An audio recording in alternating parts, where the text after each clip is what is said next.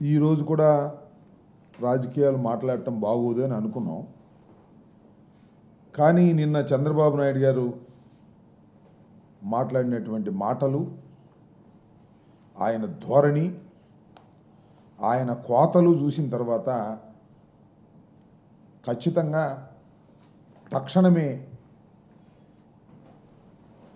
దానికి సమాధానం చెప్పాలని, ప్రజలకు వివరించాలనే ఉద్దేశంతో ఈరోజు మీ ముందుకు రావటం జరిగింది. చంద్రబాబు నాయుడు గారు నేను తిరుపతిలో మాట్లాడిన మాటలు చూస్తే ఆయన ఏదో ఆంధ్రప్రదేశ్కి ముఖ్యమంత్రిగా లేడు, ఒక దేశానికే ప్రధానమంత్రిలాగా చాలా విషయాలు ఆయనే చేసేసానని, అసలు రాత్రి రావడానికి పోగులు కావడానికి కూడా ఆయనే కారణమని, ఈ రాష్ట్రాన్ని ఈ దేశాన్ని అద్వితీయంగా ముందుకు నడిపిస్తున్నానని, ఆ మధ్యన ఏదో ఓసారి కూడా మాట్లాడు సెల్ ఫోన్ తానే కనిపెట్టానని, ఇట్లా ఏది పడితే అది గొప్పలు చెప్పడం, దానికి సంబంధించినటువంటి పత్రికలు ఉన్నాయే వారికి సంబంధించిన పత్రికలు ఆ గొప్పల్ని నిజంలాగా ప్రచారం చేసేటటువంటి కార్యక్రమం చేయటం మనం చూస్తూ వచ్చాం.